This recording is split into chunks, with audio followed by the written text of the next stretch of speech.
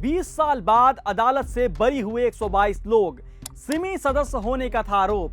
2 acquitted after 11 year trial in terror case. Police torture, 4 साल jail, 11 साल कानूनी लड़ाई, फिर मिला आधा इंसाफ। ये वो हेडलाइन है जो ज्यादातर अखबारों और न्यूज चैनल पर या तो आपको दिखाई नहीं जाती या ऐसे कोने में छपती है कि नजर ही ना पड़े।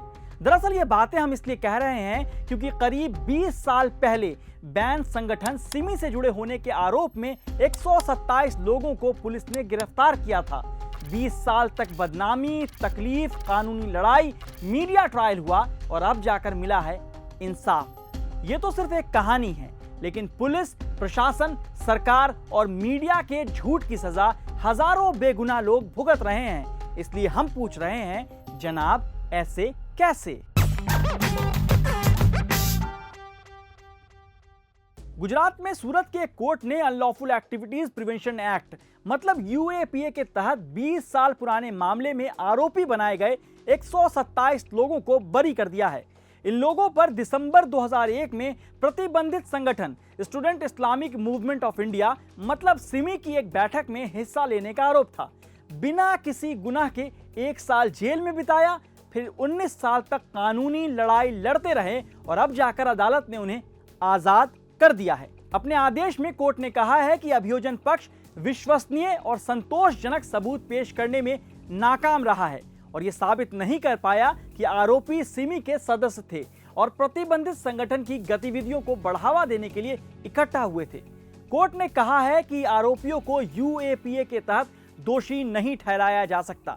जब इन लोगों को पुलिस ने गिरफ्तार किया था तब दावा किया था कि मौके से सिमी में शामिल होने के लिए फॉर्म, ओसामा बिन लादेन की तारीफ में किताबें और बैनर जैसी चीजें बरामद की गई थी। सोचिए क्या कहानी बनाई गई थी। सुनिए क्या कहते हैं बरी होने के बाद जियाउद्दीन सिद्दीकी।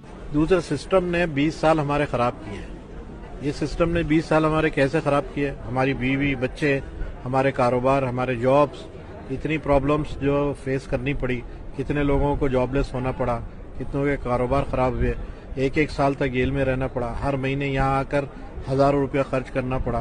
कि अगर सिस्टम बेगुनाहों को इस तरह 20-20 साल रगड़ कर अगर जस्टिस देता भी है तो उसके जो लॉसेस है उसको कैसे कंपनसेट किया जा सकता है? लेकिन ये अकेला मामला नहीं है जहां इंसाफ के लिए सालों साल लड़ना पड़ा।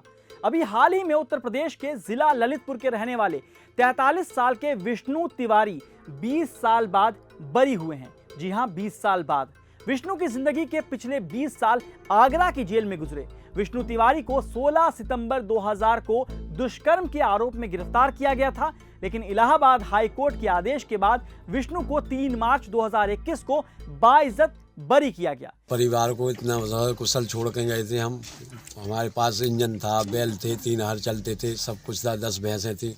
कुछ भी नहीं है यहाँ तो। अब सब घर का खंडर पड़ा है, कुछ नहीं है। अब मतलब जो कुछ भी हमारा खोया है वो तो हम पा नहीं सकते। जो हमारे भाई और माँ बाप खत्म हो गए, लेकिन अगर प्रशासन ने हमें कुछ सहयोग दिया और इस हाथ मतलब तो हम उनका बड़ा बड़ा दिल से सहयोग मतलब वो करेंगे। इन सब के बीच पुलिस के कामकाज के तरीके, प्रोफेशनलिज्म, ईमानदारी भी कटघरे में है। इसे समझने के लिए कुछ केस से आपको रूबरू कराते हैं। 2008 जयपुर ब्लास्ट केस में 12 साल कस्टडी में रहने वाले शहबाज को जयपुर की एक विशेष अदालत ने 18 दिसंबर 2019 को 8 मामलों में बरी कर दिया था। अदालत ने कहा था कि अभियोजन पक्ष शहबाज के खिलाफ आरोपों को साबित करने में पूरी तरह विफल रहा। लेकिन चौंकाने वाली बात यह है कि पुलिस ने ठीक वैसे ही मामले में और वैसे ही सबूतों के आधार पर शहबाज को दोबारा गिरफ्तार किया। कुल मिलाकर उसे 12 साल जेल में रहना पड़ा। यही नहीं, राजस्थान हाईकोर्ट ने भी इस मामले पर हैरानी जताया और शहबाज को रिहा कर दिया।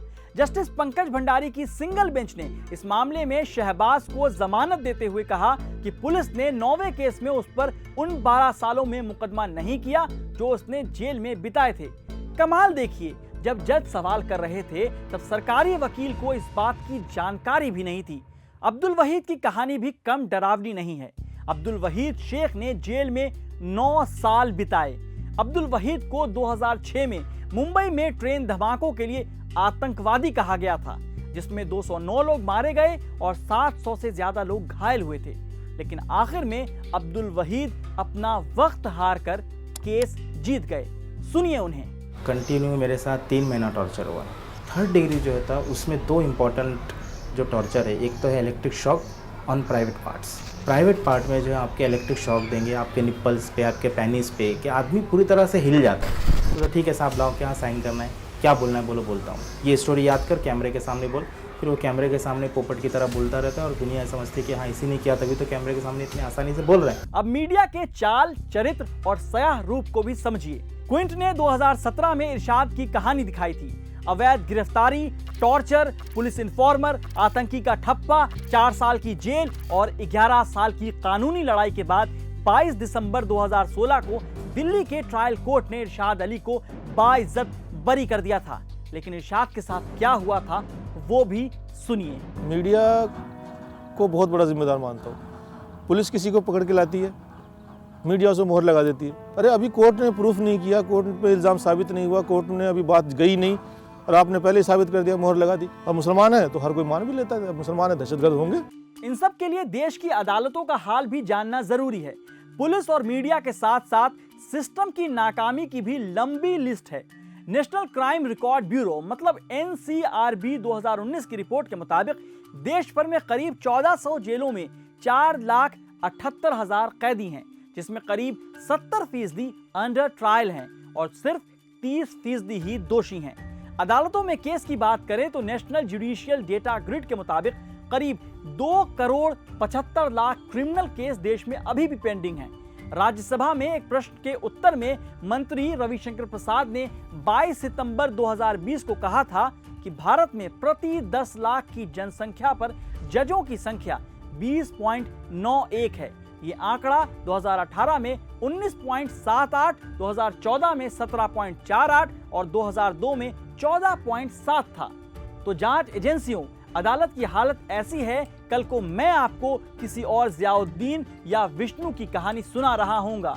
देर सवेर इन्हें अदालत रिहा कर देगी, लेकिन तब तक मीडिया ट्रायल में इनकी जिंदगी, घर बार को फांसी पर चढ़ा दिया जाएगा। सवाल यह है कि किसी बेगुनाह के साथ गुनाह करने वाले लोगों को सजा क्यों नहीं दी जाती? बेगुनाहों को गुनहगार बता देंगे, इंसाफ करने 20-20 साल लगा देंगे, तो हम तो पूछेंगे जनाब ऐसे कैसे?